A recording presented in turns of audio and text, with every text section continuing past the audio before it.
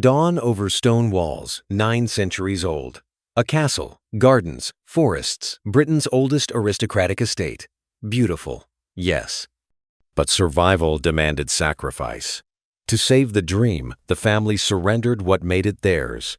Privacy became performance. Home became business.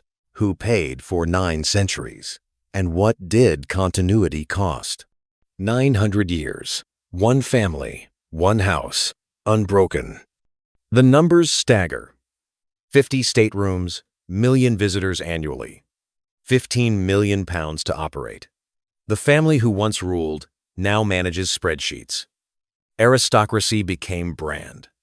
Can you preserve grandeur if you transform its purpose? What remains when survival requires becoming what you weren't?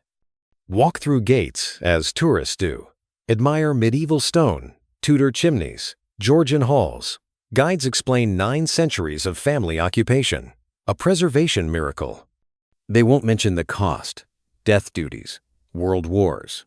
The choice: demolish, sell, or surrender privacy forever. Beautiful, yes. But who truly paid? The coaches arrive before 10. They line the lane beyond the gatehouse, disgorging visitors who have driven from Manchester, Birmingham, London, some from the continent. The queue forms outside the ticket office, a converted stable block where admission is purchased. Adults pay £28, children half that. Family tickets offer modest relief. The revenue matters. Every pound collected here feeds the machine that keeps the estate breathing. Through the gates, the approach unfolds with deliberate drama. The drive curves through parkland, designed in 1753 by a landscape architect whose name appears in history books. Oaks planted that year still stand, their canopies spreading over grass kept trim by a grounds crew of 15. The first glimpse comes around the final bend. Stone. Towers. Windows that number in the hundreds. A castle that began in 1124 and never stopped growing. Stand at the base of the medieval keep and look up. Limestone blocks, each weighing hundreds of pounds, stacked by hands dead 9 centuries. The walls rise 40 feet, topped with crenellations that once served archers defending against siege. That core remains, a Norman fortress built when England was still digesting conquest. Around it, centuries added layers. Tudor chimneys sprouted in the 1,540 when the 4th Baron rebuilt the eastern wing. Georgian symmetry arrived in the 1,760. Classical facades wrapping medieval bones. Victorian money restored everything in the 1,880, adding bathrooms, central heating, and a porte cochere for carriages. The architecture refuses a single style. It accumulated. Medieval austerity meets Tudor ambition, meets Georgian refinement, meets Victorian comfort. Somehow the collision works. The estate feels neither museum nor Disneyland, but something stranger, a place that lived through history rather than preserving it. Visitors funnel through the main entrance into the Great Hall. The space climbs 2 stories, hammer beam ceiling, oak dark with age and polish. Stained glass filters daylight into pools of color on flagstone floors. Portraits line the walls, ancestors staring down from ornate frames. 1st Baron, painted in 1450. Armor catching light. 5th Earl, Georgian gentleman in silk and powdered wig. 9th Marquess, Victorian patriarch with watch chain and stern expression. The current family patriarch, photographed in 2015, hunting tweeds and border collie, 9 centuries compressed into faces. The guided tour begins. 20 visitors cluster around a guide, a retired schoolteacher from the nearby village who has worked here for 12 years. Her script is polished. She gestures toward the staircase, Italian marble installed in 1768. Each step was shipped from Carrara, numbered, and reassembled by craftsmen who spent 18 months on the job. The banister is walnut, hand-carved with acanthus leaves, original. The guide touches nothing. Her hands describe shapes in air. The staterooms unfold in sequence. Drawing room. Walls hung with silk damask replaced every 30 years. Library. Shelves holding 22,000 volumes, some dating to the 15th century. Music room. Steinway grand positioned where Victorian daughters performed for guests. Dining room. Table set for 36. Crystal and silver gleaming under chandeliers that required electrification in 1892. Every room carries inventory. Paintings cataloged and valued. A Gainsborough. 2 Reynoldses. A disputed Titian. Flemish tapestries from the 1600s depicting hunting scenes. Threads faded but intact. Furniture acquired across generations. A Charles II cabinet, japanned and gilded. Georgian side tables. Victorian settees reupholstered but structurally original. Armor stands in alcoves, pieces collected by the 8th Earl, a medievalist who corresponded with Walter Scott. The numbers begin to accumulate. 50 rooms open to visitors. Another 150 rooms closed, either too fragile or still in family use. Collections insured for £300 million. 1,200 acres of parkland. 5,000 acres of farmland and woodland beyond. Gardens employing 8 full-time gardeners. Visitor numbers exceeding 1 million annually, placing the estate among Britain's top 10 heritage attractions. The guide mentions, almost casually, that the family still lives here. Not in these rooms, she clarifies. A private wing. Closed to tours. The current Marquis and his wife, their 3 children. They navigate the same corridors. Visitors walk, but through different doors at different hours. Morning means slipping through service passages before the estate opens. Evening means returning after the last coach departs. The house serves 2 functions simultaneously: home and museum, private and public. The tension between them never fully resolves. Technology hides throughout. Climate control maintains temperature and humidity within narrow bands. Too warm and wood warps. Too dry and paint cracks. Too humid and mold creeps behind tapestries. Sensors dot every room, feeding data to a control center staffed around the clock. Security cameras track movement, disguised as smoke detectors or tucked into cornices. Alarms protect the most valuable pieces, electromagnetic fields that trigger if anything moves beyond permitted distances. Behind the staterooms, a conservation lab operates year-round. Specialists trained in textile preservation, painting restoration, furniture conservation. They work on rotation, addressing damage as it appears. A tapestry showing water stains from a roof leak last winter. A portrait whose varnish yellowed beyond tolerance. A Chippendale chair whose joint loosened after 3 centuries. The work never stops. Every object in the collection ages. Conservation slows decay but cannot halt it. The tour circles back to the Great Hall. The guide delivers her closing remarks. 9 centuries of continuous family occupation. One of Britain's great cultural treasures. A living link to the past. She encourages visitors to explore the gardens, the gift shop, the cafe in the old orangery. Revenue supports preservation, she mentions. Every purchase helps. The script ends. The group disperses. What visitors experience is carefully curated.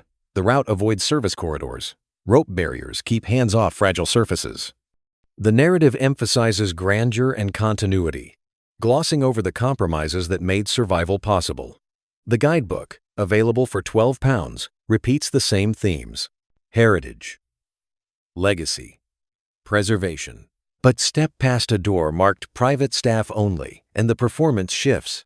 The polished surfaces give way to practical spaces, offices with filing cabinets and computers, storage rooms stacked with folding chairs for weddings, a break room where guides drink tea between tours, maintenance workshops cluttered with tools and paint cans. The wiring that powers the illusion becomes visible. Modern fluorescent lights replace period fixtures. Industrial carpet covers stone floors. These spaces were never meant for visitors. They exist to keep the visible rooms functioning. And beyond even these spaces, through another set of locked doors, lies the family's private wing, what remains theirs alone. The arithmetic of that privacy is stark. They occupy perhaps 20 rooms of the 300 total. The rest belongs to the estate, to the visitors, to history, to the revenue model that prevents foreclosure. The family lives in a corner of their inheritance, custodians of something too large to own completely, too expensive to abandon. The visitors photograph the facades.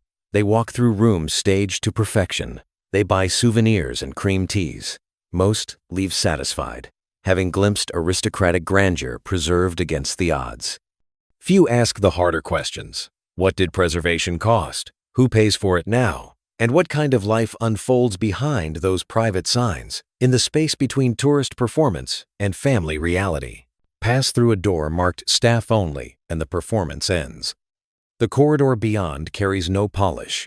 Linoleum underfoot. Fluorescent lights overhead. Walls painted institutional cream. This is the estate's working circulatory system, where the machinery that sustains the public illusion operates out of sight. The estate office occupies former servants' quarters. Desks cluster in rooms that once housed footmen. Computer screens glow. A whiteboard tracks the month's events: weddings, conferences, film shoots, a charity gala. Each entry carries revenue figures. The numbers matter because they determine whether the estate survives another year. The operation employs 218 people, not household staff in the Victorian sense, but employees of a heritage business structured as a limited company. Visitor Services runs front-of-house operations, ticket sales, guided tours, group bookings. Retail manages the gift shop and online sales. Catering operates the cafe and handles events. Conservation and Collections employs 15 specialists, textile conservators, paintings conservators, furniture specialists. A registrar maintains the catalog. This department alone costs £700,000 annually. Grounds and maintenance is largest. 48 people keep buildings standing and landscape presentable. Gardeners tend formal gardens. Groundskeepers manage parkland. The rest handle building maintenance. Roofers, stonemasons, carpenters, plumbers, electricians. A structure this old always demands attention. The maintenance backlog runs to £17 million. Security operates around the clock. Control room monitoring cameras, alarms, fire systems, foot patrols at night. During opening hours, security circulates in plain clothes. The Gainsborough portrait carries a hidden sensor. Move it 3 centimeters and alarms trigger. Events and marketing drive revenue. The events team books weddings at £15,000 for venue alone. Roughly 60 weddings annually generate £900,000. Corporate conferences pay similar rates. Film shoots command premium fees. A Netflix production paid £80,000 for a week. Marketing manages the brand. Social media updated daily. Email campaigns to past visitors. Partnerships with tour operators in Japan, China, America. Monitoring TripAdvisor. Responding to complaints occupies 2 staff nearly full-time. Education programs justify charitable status and provide revenue. 40,000 school children annually. Adult learning lectures and special access tours. These programs employ 7 educators and generate £200,000 yearly. The arithmetic of operation is unforgiving. Annual operating budget, £14.7 million. Staff salaries, £6.2 million. Maintenance and conservation, £3.1 million. Utilities, $900,000. Insurance, $1.3 million. Marketing and administration, $1.8 million. Revenue must match these costs. Admissions bring $5.4 million. Retail and catering add $1.6 million. Events contribute $3.9 million. Holiday lettings generate $400,000. Commercial farming provides $600,000. Heritage grants average $800,000 annually, but require matching funds. Total revenue in a good year, £13.8 million. The gap is roughly £900,000. Some years close in surplus when a major film production books or wedding numbers exceed projections. More often, the year ends in deficit. The estate draws from reserves built during profitable years. Those reserves are not infinite. They shrink. Major capital projects require funding beyond annual operations. A recent glasshouse repair cost $2.6 million. The estate contributed $800,000 from reserves. A heritage lottery grant covered $900,000. The balance came from public fundraising and a loan being repaid over 15 years. The family's private finances intertwine with estate operations. The current Marcus draws a salary as estate director. Family members who work receive salaries like any employee. The private wing's running costs come from family accounts, though the estate covers structural maintenance. When the Marquis wants to redecorate his study, he pays. When the roof needs replacing, the estate pays. This satisfies tax authorities and heritage regulators. It also means the family cannot write checks to cover shortfalls. Their inherited wealth has been largely absorbed into the estate structure. The Marquess is asset-rich and cash-poor. He cannot sell a Gainsborough without triggering tax consequences and violating heritage agreements. The pressure is constant. Every decision filters through financial implications. Adding Sunday openings means higher staffing costs against uncertain revenue. Closing a wing saves on climate control but disappoints visitors. Raising admission prices risks pricing out families. Each choice involves trade-offs. Modern compliance adds expense. Health and safety regulations require handrails, fire exits, electrical inspections, risk assessments. Accessibility standards demand ramps, lifts, hearing loops. Retrofitting a lift into a medieval tower required specialized engineering and £600,000. The estate functions as a business that happens to be 9 centuries old, managing assets that must be preserved while generating return, serving public interest while maintaining family connection. The tension between these goals never resolves. The machine that keeps the estate breathing is visible here in offices and workshops, in spreadsheets and duty rosters, in the gap between costs and revenue. This is survival in the 21st century. Not inherited wealth sufficient to maintain a palace, but relentless operational management and willingness to commodify what was once private. The guided tours speak of 9 centuries of unbroken family occupation. They do not mention the £900,000 deficit or the 18 staff handling wedding bookings. But both are true. Both are necessary. And both raise a question. This was not how estates were meant to work. How did it come to this? To answer that, you have to go back to the beginning, to a time when estates were not businesses, but power itself. November 1124. England, under King Henry I, Norman conquest, 60 years passed. Power flowed from proximity to the throne and willingness to enforce the king's will with steel. In a river valley in the English Midlands, a tract of land changed hands. Royal grant. The recipient was Hugh de Vere, a Norman knight who had fought in Henry's campaigns. Military service earned rewards. Hugh received roughly 8,000 acres, villages, arable land, pasture, and forest. The charter bears Henry's seal. It granted not just land, but jurisdiction. Hugh would hold court, collect rents, administer justice, raise men for the king's army. This was how power worked. Service earned land.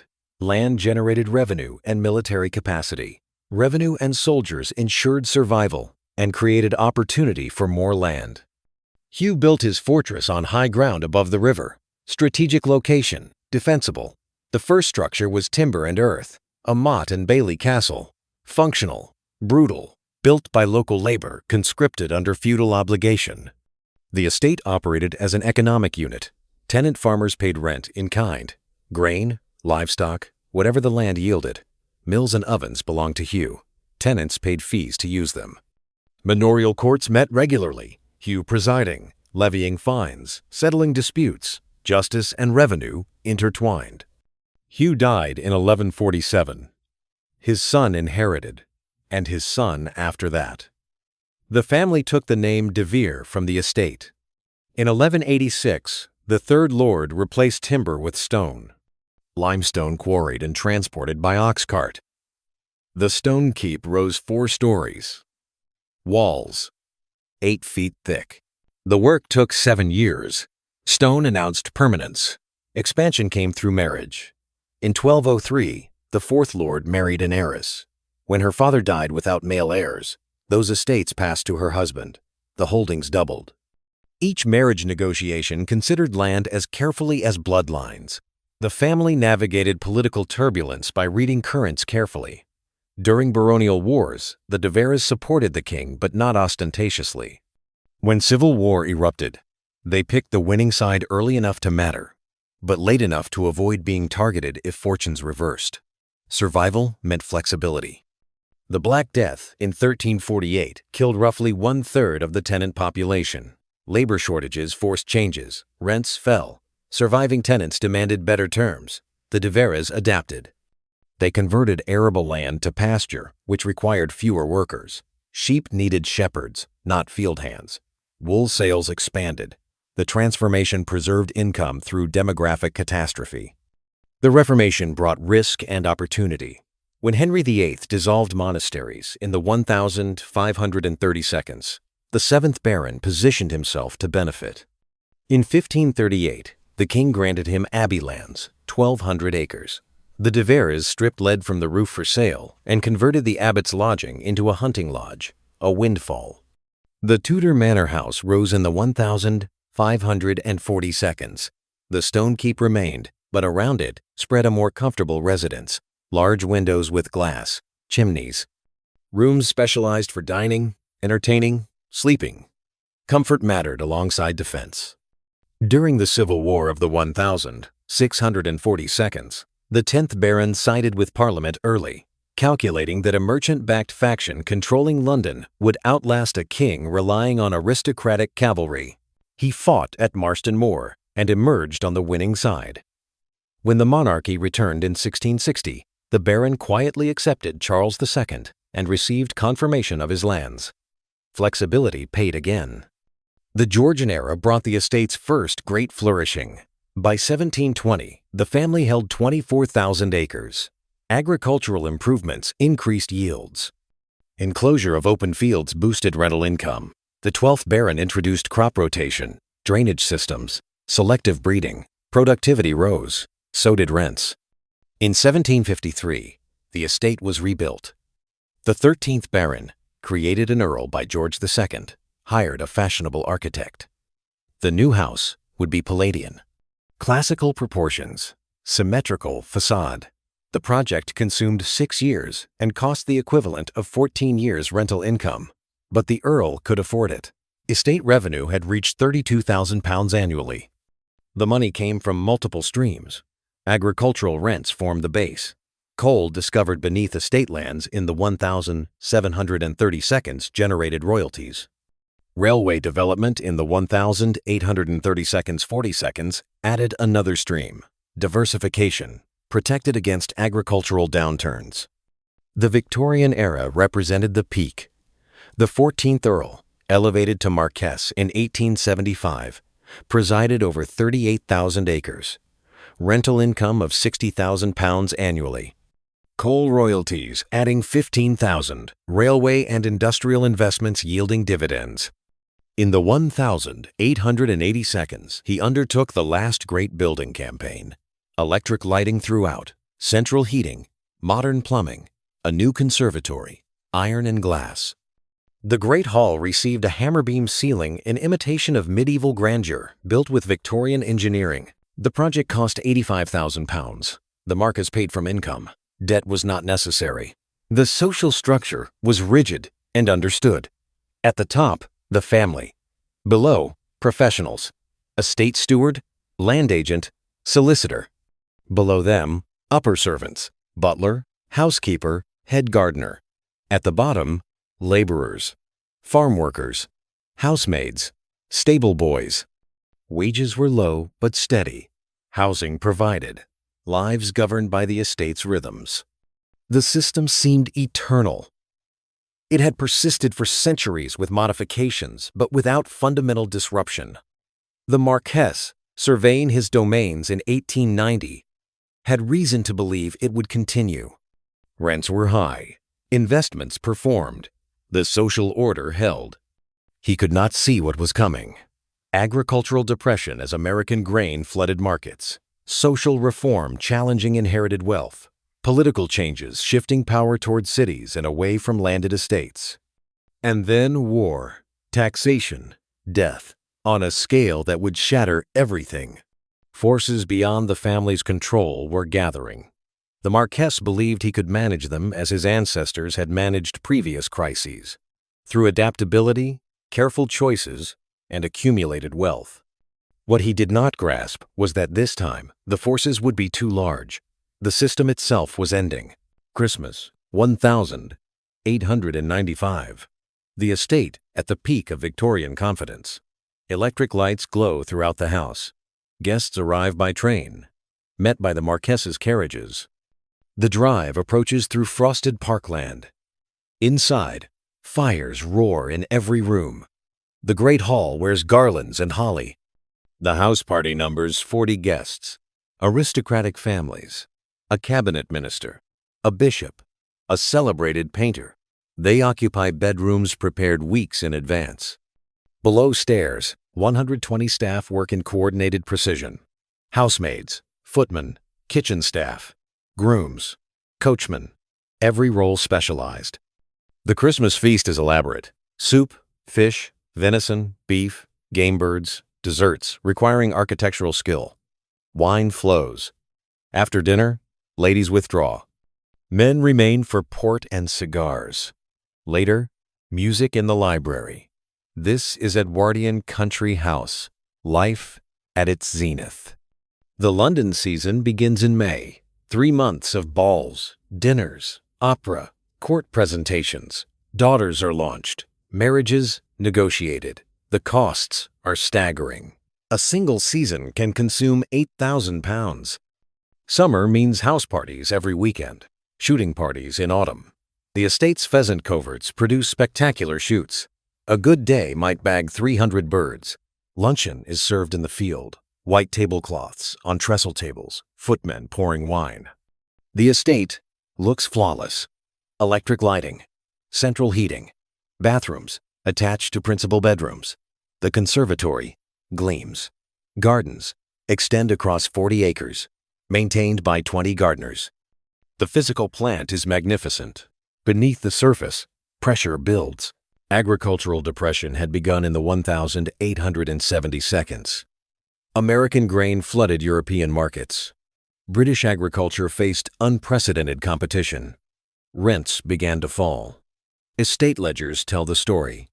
In 1875, annual rental income stood at £62,000. By 1885, £54,000. By 1895, £48,000. The decline was relentless. Coal royalties partially offset the loss. Mining generated £15,000 annually. Railway dividends added £8,000. Diversification provided cushion. But the land agent's monthly reports tracked income against expenditure with unsparing honesty. The gap was narrowing. Expenditure remained high because reducing it meant visible sacrifice. The London season could not be skipped. House parties could not be curtailed. Staff could not be dismissed without disrupting operations. Economies were attempted invisibly. Cheaper meat for servants, delaying roof repairs on outbuildings, stretching, redecorating intervals, small cuts that saved hundreds but not thousands. Political pressure mounted. The franchise extended in 1867 and 1884. More men could vote. Land reform became a political issue. The aristocracy's dominance of government was eroding. Labor organizing reached the countryside. Agricultural unions formed. Tenant-farmer associations pressed for rent reductions. The deference that had seemed natural was questioned. The social compact sustaining the estate system was fraying. The Marquess responded with resistance and accommodation. He opposed unions publicly while privately instructing his agent to address grievances. Wages increased modestly. Tide cottages were improved. The estate school expanded. Medical care remained free. These benefits maintained social peace. The heir, 24 in 1895, was being groomed to inherit an estate and a way of life.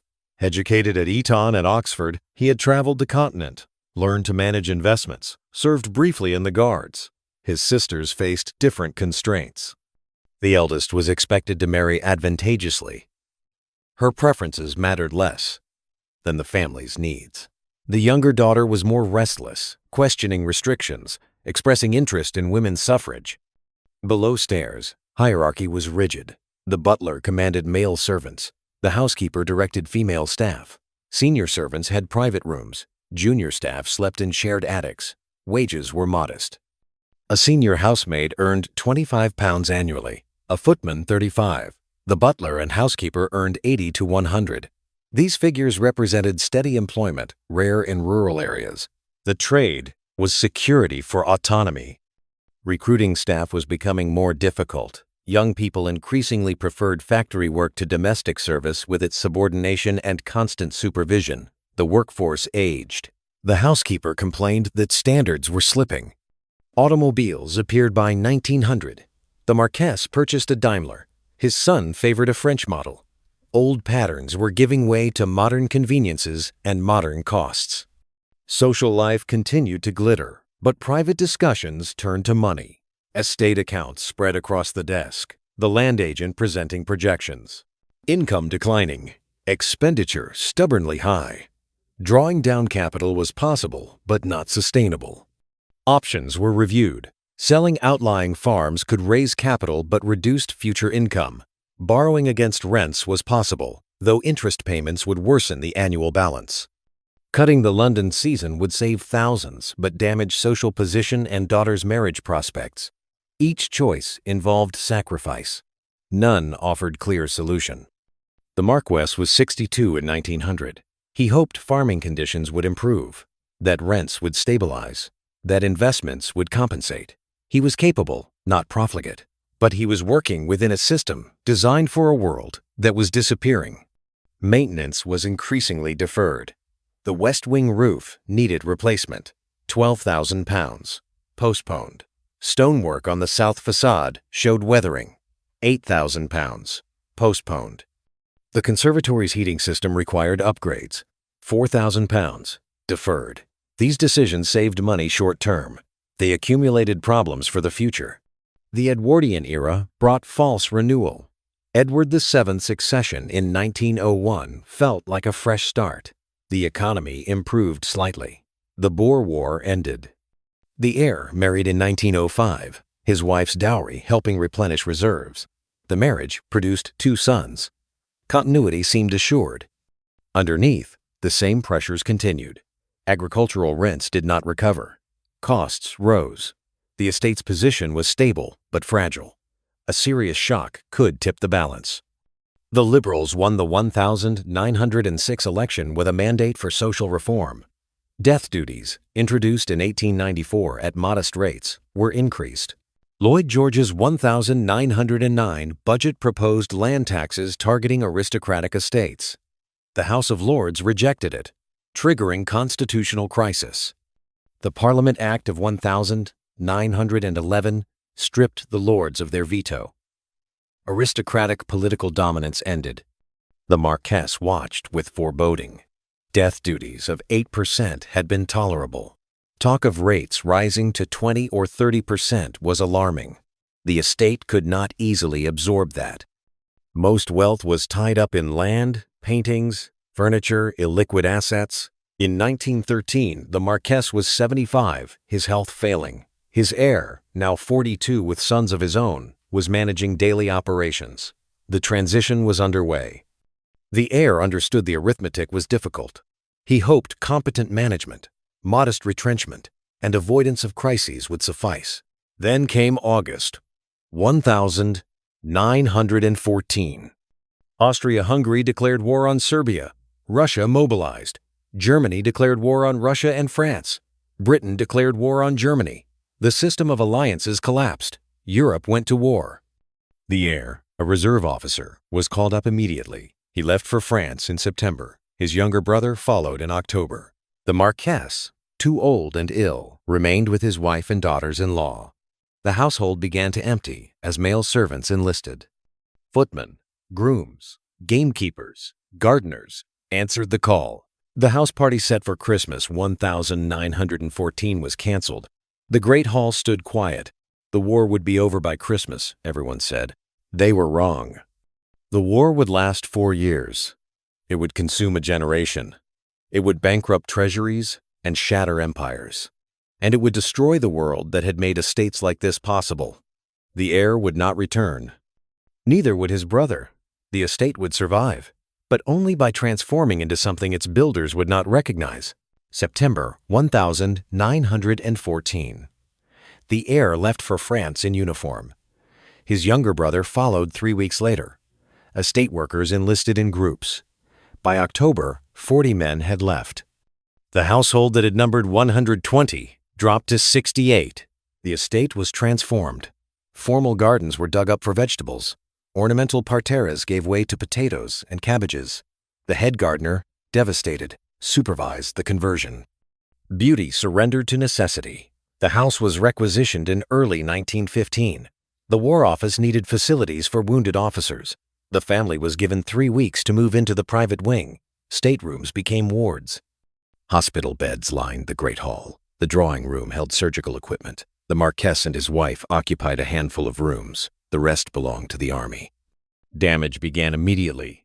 Paneling was scratched by hospital beds. Water stains appeared where plumbing was modified. Coal fires burned constantly, soot accumulating. The marble floors were scuffed and chipped. The house was not built for this use.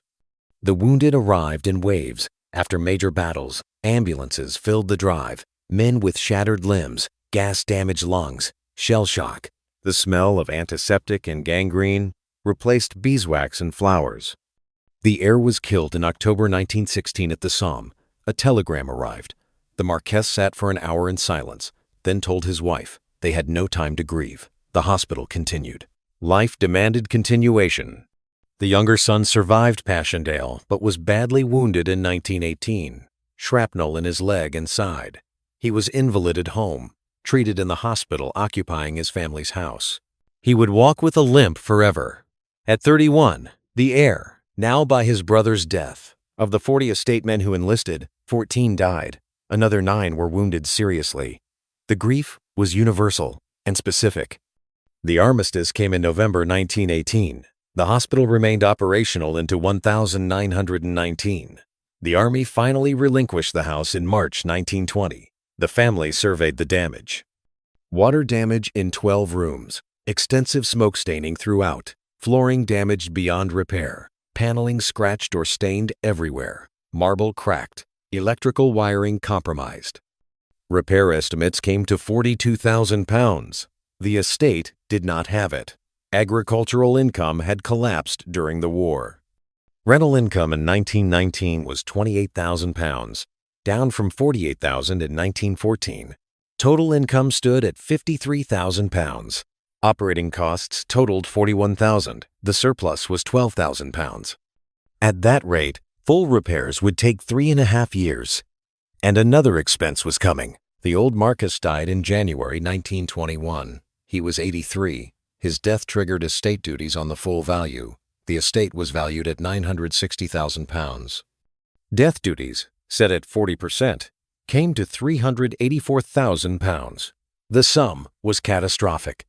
Paying from income would take 32 years. The government demanded payment within 12 months. The new Marquess, 43 and in constant pain, sat with the estate's solicitor and land agent. Options were assessed. Borrow. A loan of £400,000 at 6% meant annual interest of £24,000, more than the estate's surplus. Impossible. Sell land. The market was weak. Selling half the estate's land would generate £180,000. Not enough, and it eliminated half the rental income. Sell contents. Christie's valuations totaled £300,000 if everything sold at estimate. Not enough. And it would gut the house. Sell land and contents. 10,000 acres, plus the best paintings. This was the path chosen, not because it was good, but because it was least destructive. Sales began in summer 1921. 10,000 acres at £18 per acre generated £180,000. The Christie's auction in November brought £212,000. Total £392,000. The tax bill was paid in December. Reserve stood at £8,000. The estate entered 1,922 with minimal cash, reduced acreage, and a house needing £42,000 in repairs. Retrenchment became absolute. Staff reduced from 68 to 29. The Marchioness wrote letters of reference. Severance payments depleted reserves. Whole wings were closed. Furniture covered. Windows shuttered. Heating cut. The family occupied a fraction of the rooms. The Marchioness managed household accounts personally. Meat appeared at dinner less frequently. Wine was reserved for guests. Clothing was mended. The Marquess learned to drive, dismissing the chauffeur. He managed estate business personally, meeting tenants, inspecting farms. His war injuries made physical exertion painful.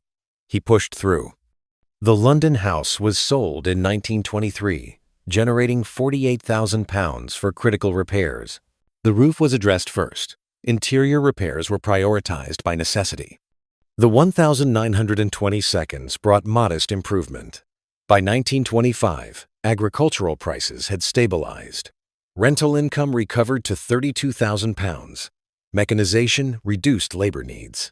The estate purchased 2 tractors, then 1,929. The stock market crashed. The estate's remaining investments lost half their value. Dividend income dropped from £8,000 to £3,000. The Depression settled over Britain. By 1930, unemployment exceeded 20%. Tenant farmers struggled. Rent arrears accumulated. Rents were reduced. Income fell to £26,000. Expenses ran to £23,000. The margin was £3,000 annually. The house remained partially damaged. Money for full restoration never materialized. The conservatory stayed ruined. Damaged plaster was patched but not replaced. The hope was to prevent further deterioration. The Marquess was 53 in 1930. He had sold land his ancestors held for centuries. He had sent heirlooms to auction. He had reduced staff, closed wings, abandoned gardens. The estate survived, barely, diminished, fragile. His sons grew up in a house shadowed by loss and constraint. They understood the estate was not a stage for pleasure, but a burden requiring constant labor. Whether it could be sustained through another generation was uncertain. The arithmetic remained unforgiving. Income covered basic operations. Nothing remained for improvement. Another crisis, another death, another tax bill, another war would likely finish what the first war had started. The estate existed in precarious balance, sustained by grim determination and acceptance of loss. And yet, this pattern repeated across hundreds of estates. Some had been demolished, others given to the National Trust. The De Vere estate survived under family ownership, but the cost of that survival was everything that had once made ownership meaningful. The question that formed in private discussions was simple and terrible. How much longer could this continue? What would the next death duties demand? What was left to sell? The answers would wait. Another war was coming, and this time the threat would be existential. September 1939. Neville Chamberlain's voice over the wireless. Britain was at war. Within 2 weeks, the War Office issued requisition notices. The De Vere estate would be occupied within a month. The family could retain 6 rooms. Everything else would be military property. Duration unspecified. Compensation inadequate. The Marquess, 62 and still limping from the previous war, could not refuse. He negotiated what he could. The medieval keep and Tudor rooms would remain family quarters. The rest belonged to the Army. The Army arrived in October 1939. Trucks filled the drive. The house became a regional training headquarters. The Great Hall converted to a dining mess. The library became offices. Drawing rooms held administration. Bedrooms became dormitories. 6 bunks where one 4-poster had stood. The family retreated to their allocated space. The Marquess, his wife, their younger son, and 2 servants occupied rooms that lacked central heating. Coal was rationed. They wore overcoats indoors. The Marquess's eldest son joined his regiment immediately. His younger brother was called up for the RAF. Both understood officer casualties ran higher than enlisted ranks. They went nonetheless. The estate was militarized. Infantry practiced in parkland. Vehicles tore up lawns. Trenches scarred formal gardens. Woods were used for live fire exercises. Damage accumulated steadily. Georgian parquet floors were destroyed within months. Hobnailed boots splintered delicate inlay. Marble fireplaces chipped and cracked. Water damage spread. Military plumbing was crude. Leaks soaked plaster, rotted timbers. The estate's two-man maintenance staff could not keep pace. In winter, the house froze. The army heated only essential areas. Pipes burst. When spring came, flooding occurred. Ceilings collapsed. Plasterwork that had survived 3 centuries was destroyed in a season. The Marquess walked through when permitted, surveying damage he could not prevent. Paneling, scratched and gouged. Walls marked with graffiti. Floors stained and warped. The conservatory's glass roof was damaged and boarded over. Rain got in. The framework began to rust. The heir was killed in North Africa in 1942, El Alamein. The telegram arrived at the military office. The Marquis took it, read it, thanked the young lieutenant. He closed the door and sat down. They had lived this before. The younger son survived but was shot down over Germany in 1944. He spent the final year in a POW camp. He returned in 1945, gaunt and damaged, but alive. At 33, he was now the heir he had never expected to inherit. The war ended. The army did not leave immediately.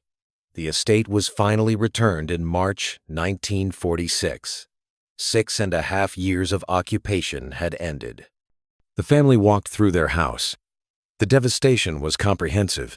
The great hall's ceiling was smoke-blackened and water-stained, parquet floors beyond repair, library paneling defaced and damaged, books missing, drawing rooms were shells, wallpaper hung in strips, plaster had fallen, marble floors cracked beyond restoration. Upstairs was worse. Dormitories stripped and filthy, bathrooms wrecked, Victorian fixtures removed or broken. The conservatory was a ruin. The damage inventory filled 30 pages. Estimates came in. Minimum £500,000 to restore to habitable condition. Full restoration would cost $750,000. The estate's annual income in 1946 was £18,000. At $6,000 surplus per year, paying for minimal repairs would take 83 years. The old Marquess died in April 1946, shortly after the Army's departure. He was 69, worn out. His death triggered estate duties. The 1946 Finance Act had increased death duties dramatically. The Labor government viewed large estates as relics of injustice. Rates peaked at 75%. The De Vere estate, valued at £1,200,000 despite damage, faced duties of £900,000. The figure was annihilating. The estate could not pay. Borrowing was impossible. Even stretched over 10 years, annual payment would be £90,000. Total income was $18,000. The new Marquess, 35, sat with his solicitor and accountant. He was mentally still processing POW camp, grief, and impossibility. They laid out options. Option 1. Sell everything. Estimated proceeds after debts and taxes, £150,000. But who would buy? Likely outcome, demolition. Option 2. Give the estate to the National Trust. The trust required endowment funds. The estate did not have them. Option 3. Demolish the house themselves.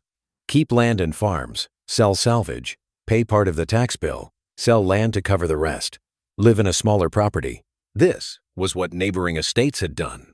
Between 1945 and 1946, country houses fell across England at unprecedented rates.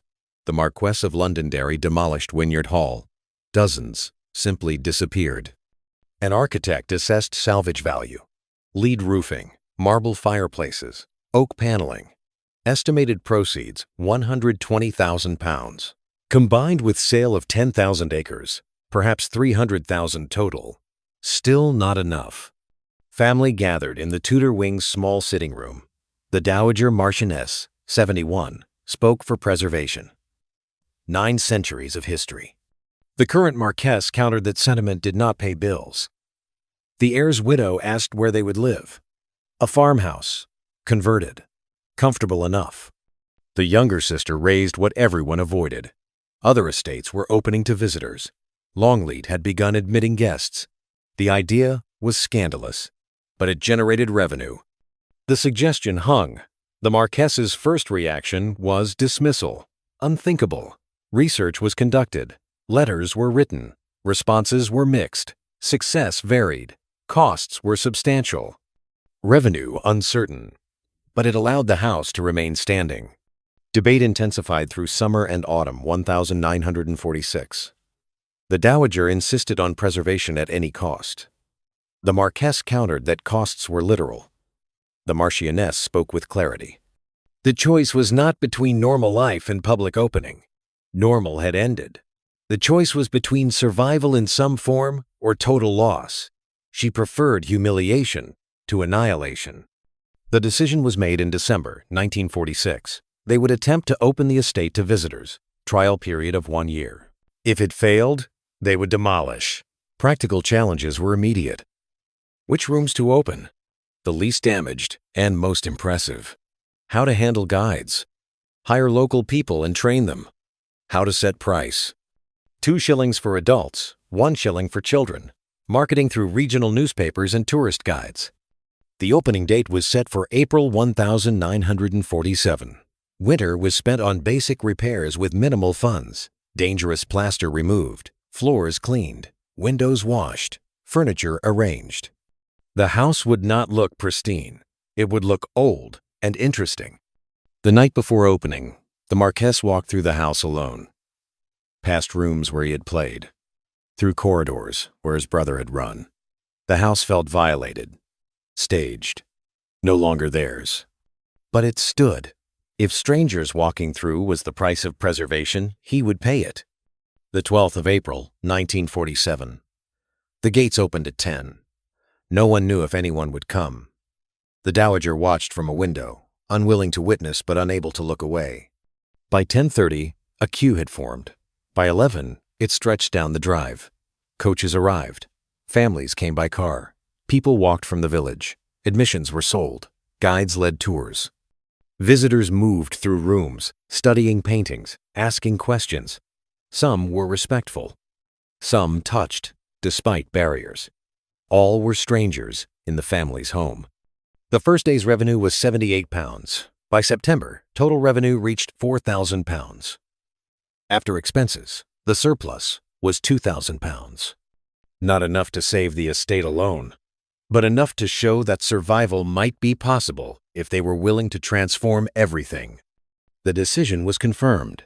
The gates would remain open. The family would remain in residence. The estate would serve, not as a private domain, but as a public attraction. The price of 9 centuries of continuity was surrendering what continuity had meant. The first year taught hard lessons. Revenue for 1947 totaled £6,000. After expenses, the surplus was £3,000. Better than nothing. Not enough to solve anything. The family learned to live alongside strangers. Morning meant retreating before 10 when gates opened. Evening meant waiting until the last visitor left. Privacy became scheduled.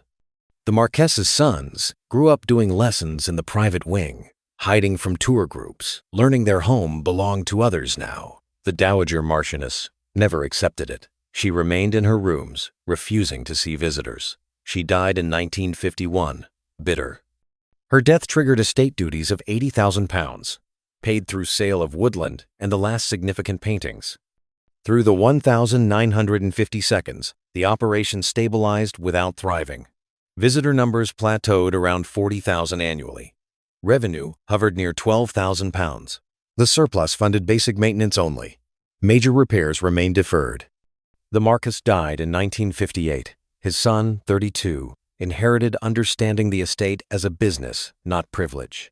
Sentiment was a luxury his father had afforded and regretted. He would be practical. The 1,960 seconds brought professionalization. The new Marquess hired an estate manager from hotel management. Visitor data was tracked. Marketing was analyzed. Pricing adjusted. A tea room opened. Revenue from refreshments was significant. Gift shop merchandise expanded beyond guidebooks. By 1965, visitor numbers climbed to 70,000. Revenue reached £28,000. For the first time since before the First War, the estate generated discretionary income. Roof repairs began. Stonework conservation started. Progress was incremental but real. Commercial filming arrived in 1967. 3 days of shooting, £2,000. The money was significant. When a second production inquired, the Marquess agreed readily. Filming became a revenue stream. The 1,970 seconds. Accelerated transformation. Weddings were the obvious opportunity.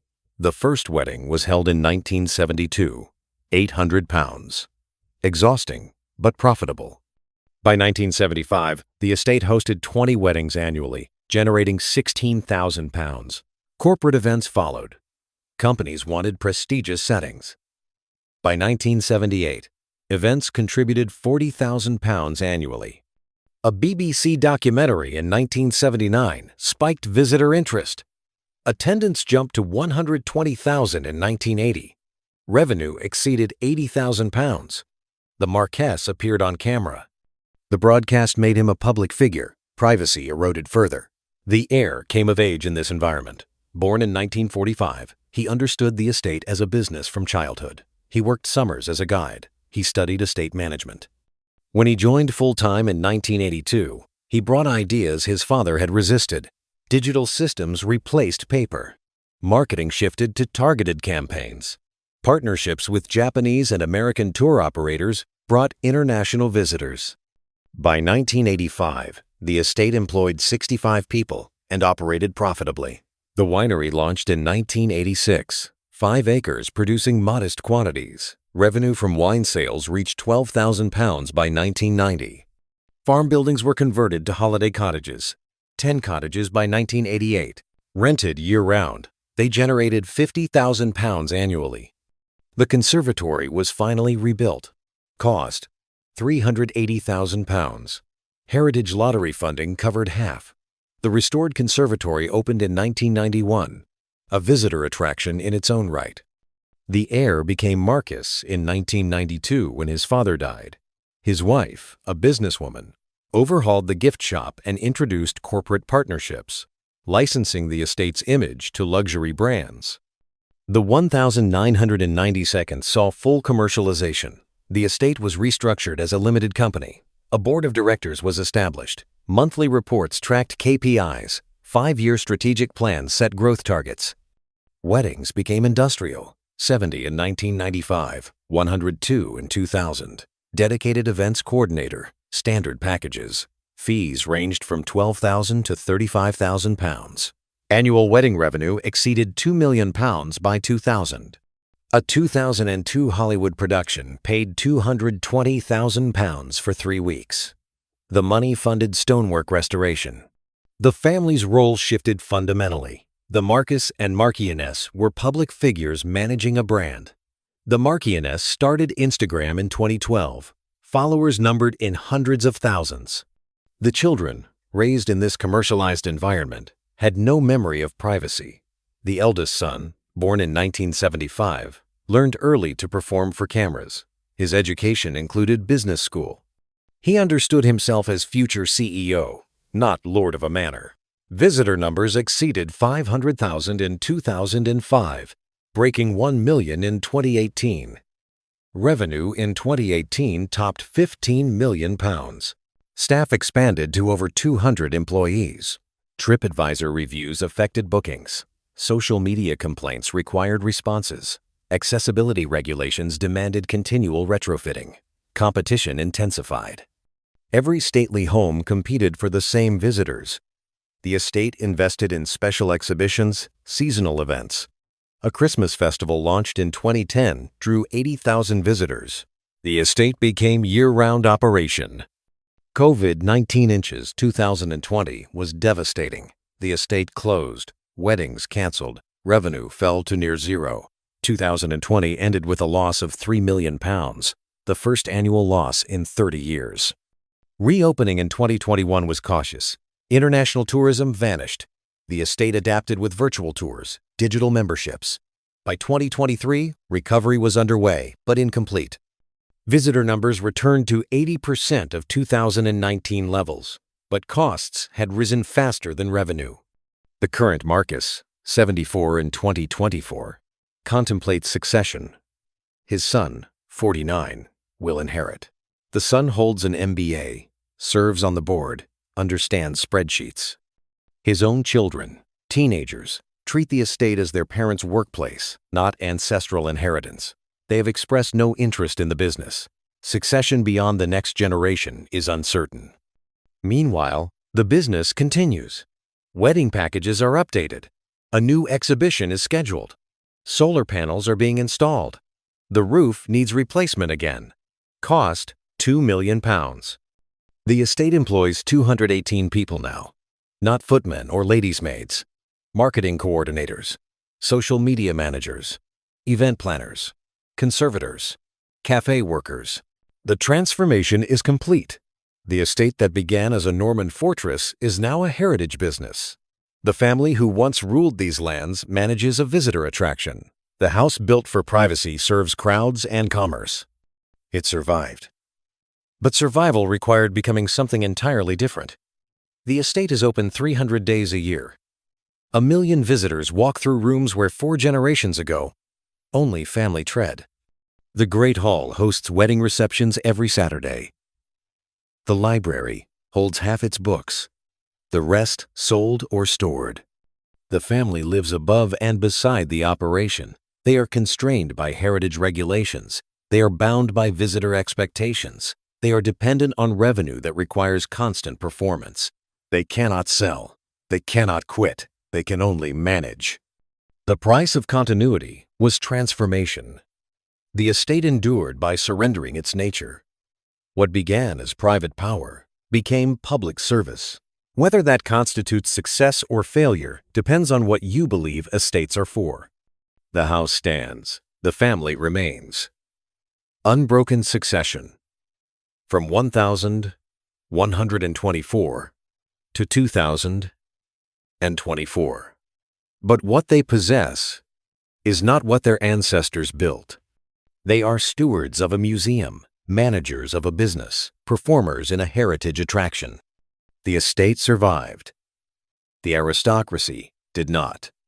What stands now is something new, built from ruins of something old, impressive in its adaptation, diminished in its purpose.